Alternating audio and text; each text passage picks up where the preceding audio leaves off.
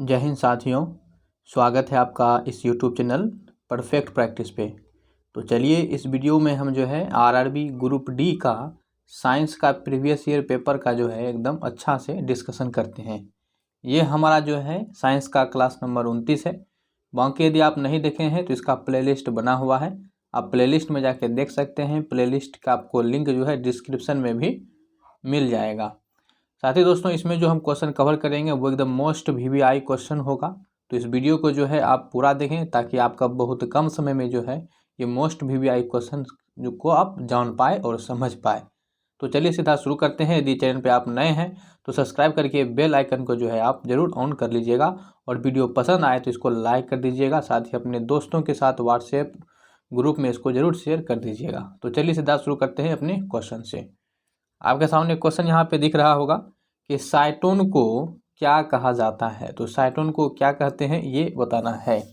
तो साइटोन को जो है ये पेरिकैरियन कोशिका कहा जाता है। क्या कहते हैं? पेरिकैरियन कोशिका, यानी कि ऑप्शन जो इसका सी करेक्ट बनेगा। ठीक है, यहाँ पे आप पिक्चर जो देख रहे हैं इसमें आपको साइटोन को पहचाना। देखिए ये जो इस तरह से रोम जैसा रचना निकला हुआ है इसको जो है द्रुमिका कहते हैं, या फिर इसी को जो है इंग्लिश में डेंड्राइट्स कहते हैं। डेंड्राइट्स जो है इसी को कहा जाता है डेंड्राइट्स।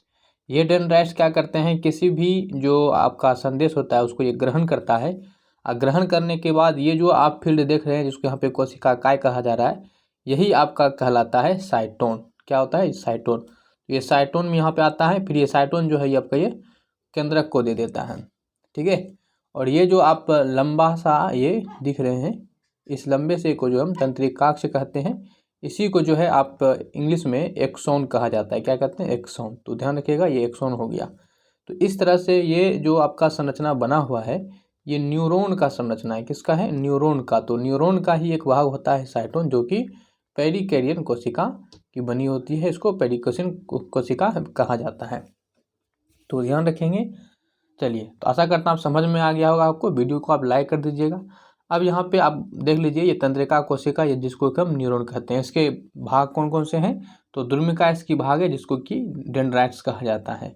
तो कोशिका का काय से जो निकलने वाले जो धागे जैसी रचना होती है और इसका काम क्या होता है? सूचना को प्राप्त करना। तो अभी आपको बता रहे थे कि धागे जैसी रचना जो होता है वही यही आपका जो आपका साइटोन हो गया कोशिका का। इसका काम क्या है कि जो भी सूचना डेंड्राइट्स के द्वारा प्राप्त होता है ये सूचना, उस सूचना को जो है ये जो सूचना प्राप्त होता है उस सूचना को ये विद्युत आवेग के रूप में बदल देती है। ठीक है, तो यहाँ पे इसका ये काम होता है साइटोन का। फिर यहाँ से साइटोन के बाद जो है ये एक्सोन क्या करती है, इस सूचना को जो है विद्युत आवेग को कोशिका के काय से एक न्यूरॉन से जो है ये दूसरे न्यूरॉन का जो डेंड्राइट्स होता है उसके तक ये पहुँचाता है। तो ये इसका काम है। ठीक है, तो यहाँ आप बाकी ध्यान रखिएगा। सिनेप्स जो होता है ये आपका तंत्रिका की जो अंतिम सिरा होता है, और अगली तंत्रिका कोशिका के जो द्रुमिका का जो मध्य रिक्त स्थान होता है उसी को हम सिनेप्स कहते हैं।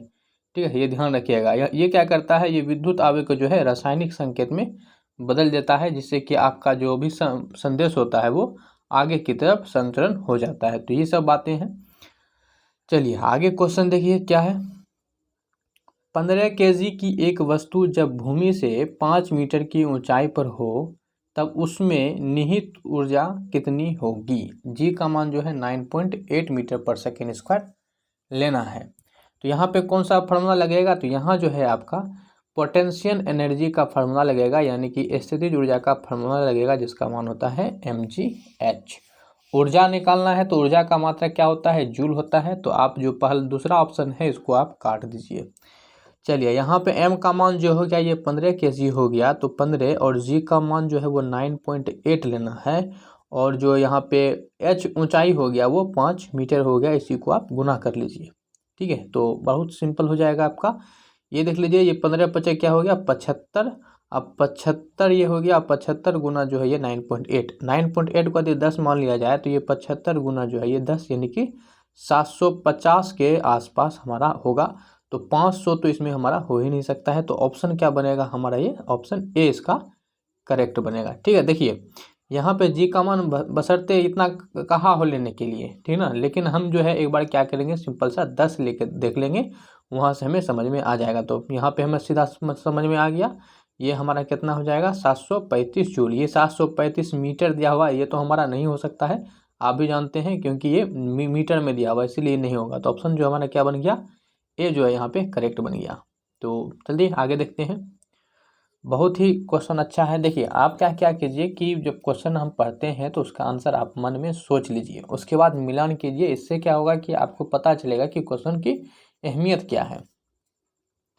यदि किसी पिंड को लंबवत ऊर्ध्वाधर दिशा में प्रक्षेपित किया जाए तो गति की उच्चतम बिंदु पर पिंड का वेग क्या होगा। देखिए यहाँ पे ध्यान रखना है, ऊर्ध्वाधर दिशा में इसको प्रक्षेपित किया गया, फेंका गया, उच्चतम बिंदु पर पिंड का वेग पूछा है। तो ध्यान रखिएगा, जब भी हम किसी पिंड को जो है लंबवत ऊर्ध्वाधर दिशा में प्रक्षेपित करते हैं तो उसकी गति का जो उच्चतम बिंदु होता है, उच्चतम बिंदु पर जो पिंड का वेग होगा वो शून्य होगा। क्या होगा, उच्चतम बिंदु पर जो पिंड का वेग होगा वो क्या होगा, शून्य होगा। वेग क्या होगा, शून्य होगा उच्चतम बिंदु पे, ध्यान रखना है। तो ऑप्शन हमारा ये क्या बनेगा, सी बनेगा। बहुत ये कॉन्सेप्टुअल क्वेश्चन था।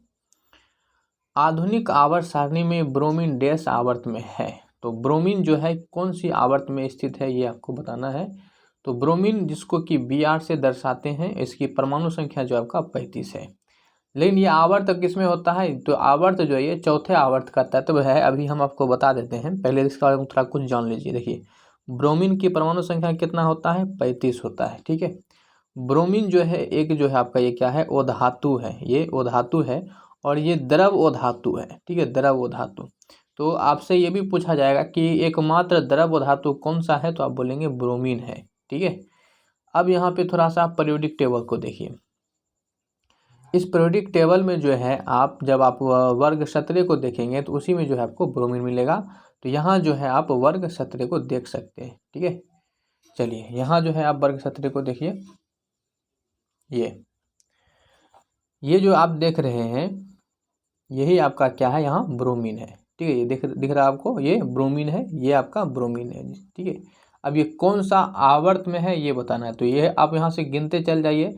यहाँ पे देखिए ये आपका इस तरह से ये आवर्त यहाँ पे देखना चाहें तो ये देख लीजिए आप, ये कौन सा आवर्त का है, तो ये जो है आपका चौथा आवर्त का है। कौन सा आवर्त का, चौथा आवर्त का।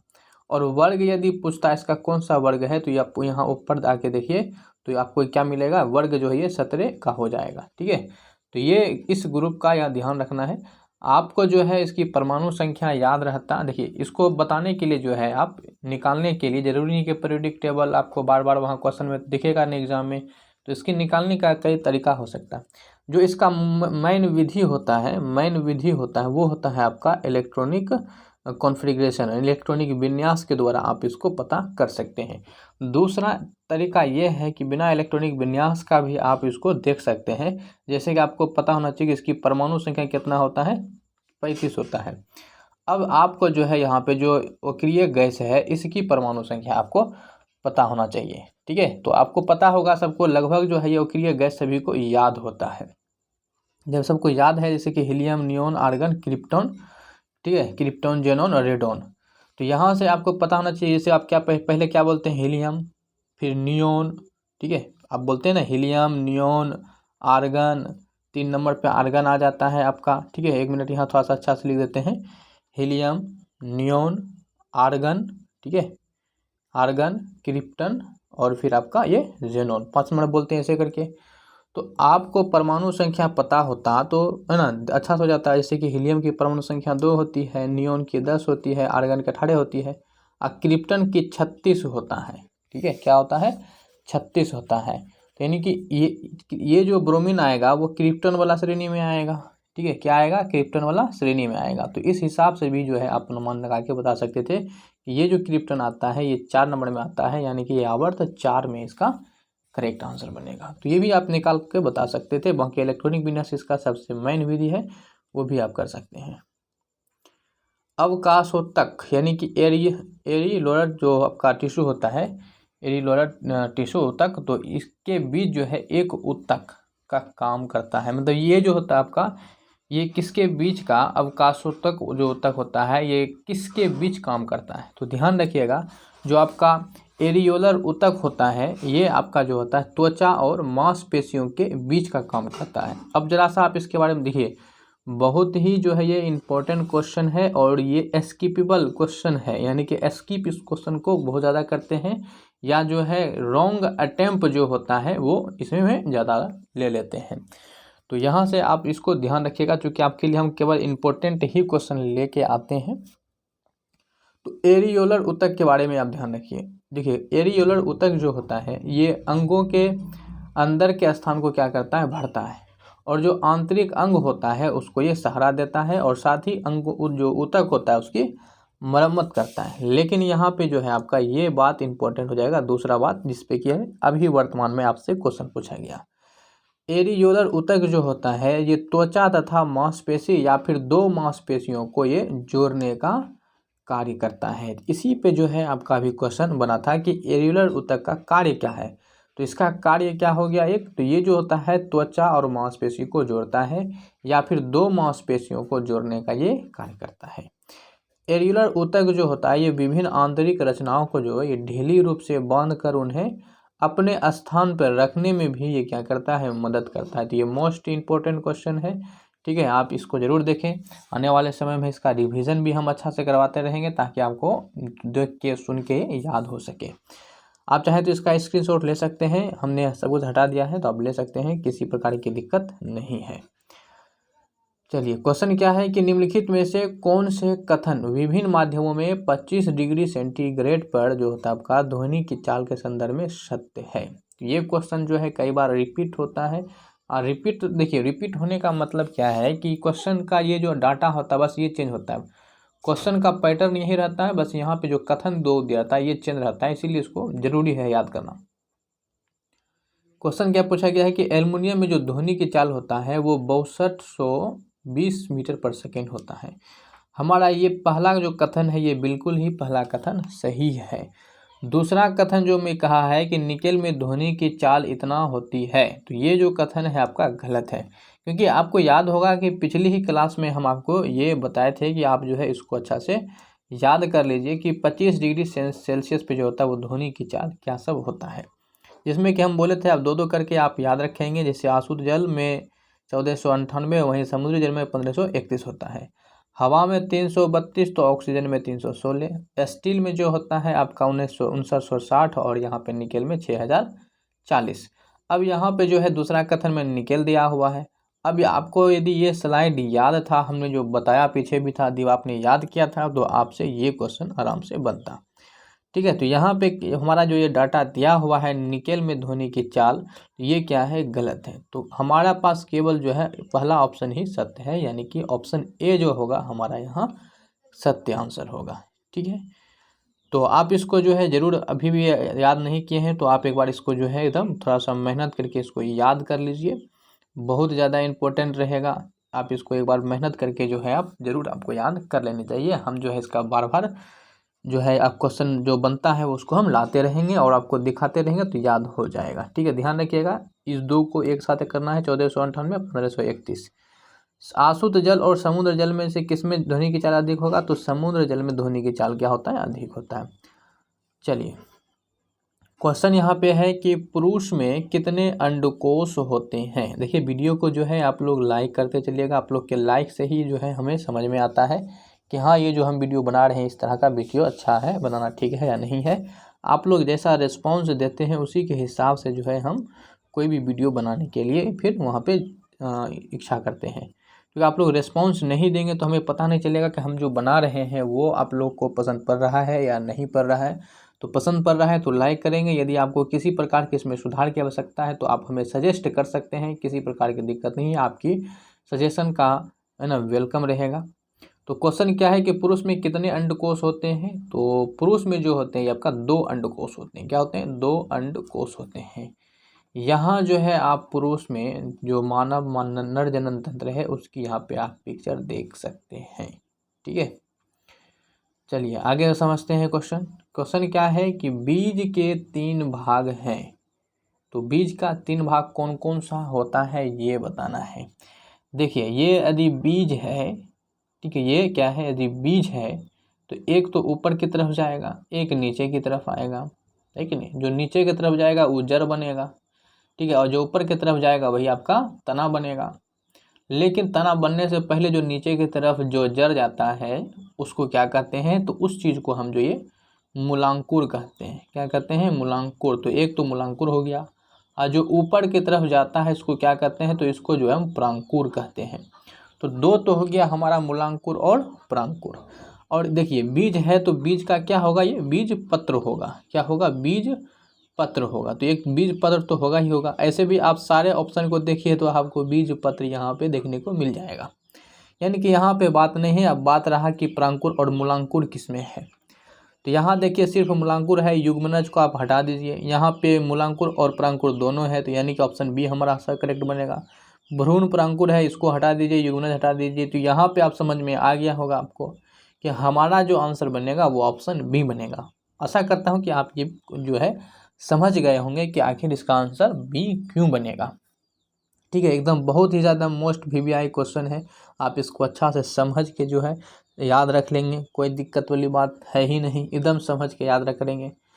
चलिए क्वेश्चन यहाँ पे जो है आपके साथ आ चुका है कि बताइए कि नाइक्रोम किसकी मिश्र धातु है।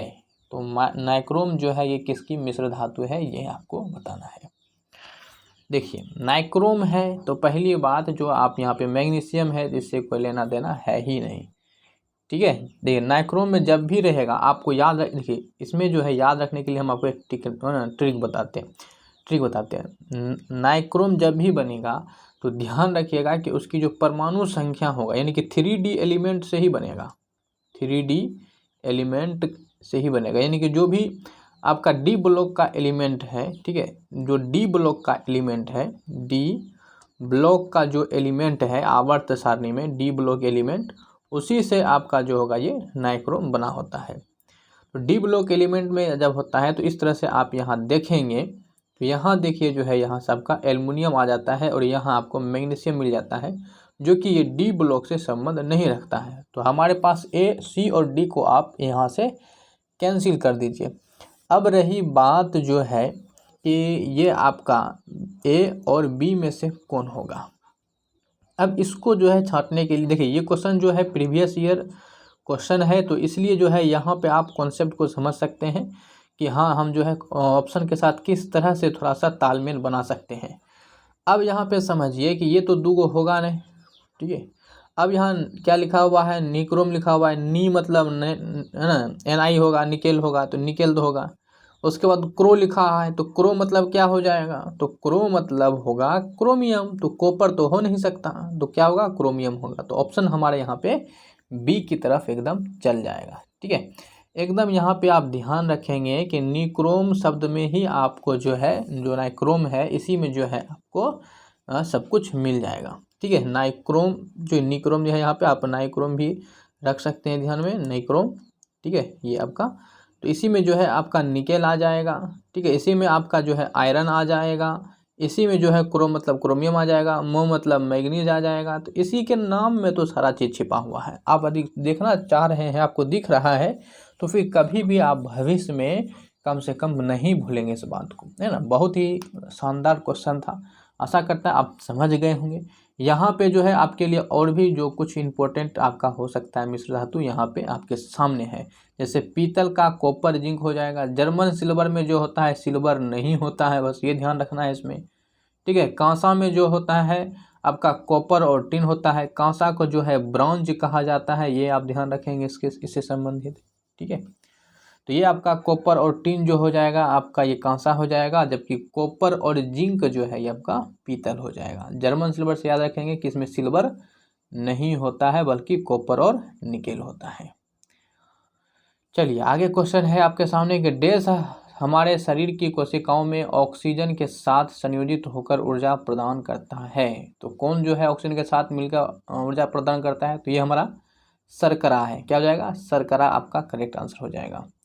हमारे शरीर में जो भोजन या ऊर्जा के रूप में जो जमा होता है ऊर्जा, वो ग्लाइकोजन के रूप में जमा होता है। एमिनो एसिड जो होता है ये प्रोटीन का जो होता है, एमिनो एसिड से ही आपका क्या बना होता है, प्रोटीन। देखिए पाइरुवेट क्या होता है, जब आपका ये शर्करा टूटता है तो पहले पाइरुवेट में ही टूटता है, तब जाके आपको ऊर्जा मिलता है। पक्षी वर्ग में डैश होती है। देखिए बहुत ही अधिक है, यहाँ पे हम जितना क्वेश्चन लेके आए हैं बस इंपॉर्टेंट क्वेश्चन है, तो वीडियो को आप देखें अच्छा से, आप स्पीड बढ़ा सकते हैं, लेकिन क्वेश्चन बहुत शानदार है। पक्षी वर्ग में डैश होती है, तो पक्षी वर्ग में क्या होता है, तो पक्षी को आप जान रहे हो कि वो किस तरह का पक्षी होता है, ठीक है ना, ये आप जान रहे हैं। देखिए इस क्वेश्चन को ना बताने से पहले आपको जो है हमारा ये सजेस्ट रहेगा कि आप पहले थोड़ा सा पक्षी वर्ग को जानिए, उसके बाद फिर जो है आप जो है ना इस क्वेश्चन पे लौटेंगे, ठीक है। तो पहले आप थोड़ा सा पक्षी वर्ग को जानिए। पक्षी वर्ग को जो है एब्स कहा जाता है, एब्स। ये भी क्वेश्चन आपसे पूछा जाता है, एब्स से आप क्या समझते हैं, तो ध्यान रखिएगा। पक्षी वर्ग को क्या कहा जाता है, एब्स। पक्षी वर्ग में जो होता है आपको पता है पंख होता है, पंख के साथ साथ जो है आपका ये शुष्क और ग्रंथि विहीन त्वचा होती है। क्या होती है, ग्रंथि विहीन त्वचा होती है। और पक्षी वर्ग के जो हृदय होते हैं वो 4 हृदय में जो होता है वो 4 व्यास में होते हैं। कितने होते हैं, 4 व्यास में होते हैं, यानी कि जो हृदय कोष्ठक होता है वो 4 होता है। अच्छा ये किस संघ के अंतर्गत आते हैं, तो ये जो है संघ कार्डेटा के अंतर्गत आता है। और संघ कार्डेटा में कुल जो है 13 वर्ग है, ठीक है। तो ये आप ध्यान रखेंगे एकदम, काफ़ी सब पे क्वेश्चन बनता है, इस पे भी क्वेश्चन बना हुआ है, इस पे भी अभी जो आपका क्वेश्चन बना हुआ है वो इसी पे बना हुआ है। तो आपको ये स्लाइड यदि आप ध्यान में रख लेंगे तो फिर जो है आपको दिक्कत नहीं होगा। ये मोस्ट इम्पोर्टेंट क्वेश्चन है और वही हम बोल रहे हैं कि ये स्किपेबल क्वेश्चन है और जो है एकदम रॉन्ग आंसर इसका बहुत ज़्यादा लोगों ने दिया है। तो ये आप ध्यान रखेंगे। किस संघ का है, तो कार्डेटा का है। तो हृदय के कोष्ठकों की संख्या पक्षी वर्ग में कितने होते हैं, तो ये 4 होता है। कार्डेटा में कुल कितना वर्ग आता है, तो कुल 13 वर्ग आता है। तो चलिए अब क्वेश्चन की तरफ लौटते हैं। आप समझ गए, पक्षी वर्ग से अभी तक जितना बताया सब निकल जाएगा। बालों के बिना शुष्क और ग्रंथि विहीन त्वचा होती है। अरे बाल तो इसको हटाइए, आप पंख वाला शब्द लाइए ना, ठीक है, पंख वाला, क्योंकि पक्षी है तो पंख रहेगा। तो बाल वाला ये ऑप्शन हटा दीजिए और ये भी ऑप्शन भी आपका हटा दीजिए। अब रही यहाँ पे पंखों के साथ शुष्क और ग्रंथि विहीन त्वचा होती है या फिर पंखों के बिना शुष्क और ग्रंथि विहीन त्वचा होता है। अब यहाँ पे जो है पंख को ही गायब कर दिया। यहाँ ऑप्शन पे यदि आप खेले हैं तो यहाँ पे पंख को ही ये क्या कर दिया, गायब कर दिया, पंखों के बिना। तो पंख क्या पक्षी वर्ग में पंख नहीं होता, आपको पता है पंख होता है, तो ऑप्शन ये भी हमारा क्या हो जाएगा, गलत हो जाएगा। इसके बारे में आप जान रहे हैं, नहीं जानते, आप गौर से देख रहे हैं वीडियो को तो आपको समझ में आ गया होगा कि क्वेश्चन में दम नहीं था, बस थोड़ा सा लॉजिक समझना था। शुष्क और ग्रंथि विहीन त्वचा के बारे में आपको जानकारी पहले से था या नहीं था ये कोई मायने नहीं रखता, लेकिन आप गौर से यदि क्वेश्चन को पढ़ के समझते हैं तो फिर दिक्कत नहीं था। तो क्या हो जाएगा, पंखों के साथ शुष्क और ग्रंथि विहीन त्वचा होती है, ऑप्शन बी इसका करेक्ट बनेगा। लेकिन अब से जो है आप जो भी याद रखेंगे, आप इस स्लाइड को पूरी अच्छी तरह से एकदम याद रखेंगे कि हाँ परफेक्ट प्रैक्टिस चैनल पे जो है हमको ये चीज़ बताया गया था, ठीक है। आप यहाँ चैनल पे बने रहिए, हम आपको अच्छा से ये सब याद करवा देंगे बहुत जल्द। पक्षी जो होते हैं ये नियत तापीय जंतु होता है और इनका शरीर क्या होता है, पंख से ढका होता है। ध्यान रखिएगा कि इनके जबड़े में जो होता है ये दांत नहीं होता है, जो इसका जो अग्रपाद होता है जो इसका पंख में बदल जाता है, यानी कि जो पक्षी का जो पंख होता है दरअसल वो उसके अग्रपाद का ही रूप होता है। ये एकदम इम्पोर्टेंट है, इस बात को आप अच्छे से अपने दिमाग में बैठा लीजिए, ठीक है, कि जो इसका अग्रपाद होता है ये किसका रूप ले लेता है, पंख का रूप ले लेता है। तो चलिए आगे देखते हैं। तो इस वीडियो को जो है इतना ही रखेंगे। हम आशा करते हैं कि आपको ये वीडियो पसंद पड़ा होगा, तो आप इस वीडियो को लाइक जो है एकदम ज़रूर करेंगे और साथ ही इस वीडियो के अपने दोस्तों के साथ ज़्यादा से ज़्यादा लोगों तक आप शेयर करें। और चैनल पर यदि नए आए हैं तो आप सब्सक्राइब करने के साथ साथ जो है बेल आइकन को ऑन कर लीजिए, जब भी वीडियो डालेंगे तो आपके पास पहुँच जाएगा। ये बहुत ही शानदार क्वेश्चन का साथ जो है हम साइंस का लेके आएंगे। तो फिर जो है आशा करते हैं आप जो है लाइक शेयर सब्सक्राइब कर देंगे। और तो ठीक है, कमेंट करके आप बता सकते हैं कि आपको ये वीडियो कैसा लगा। हम मिलेंगे किसी नेक्स्ट वीडियो में, तब तक के लिए जय हिंद, बाय बाय।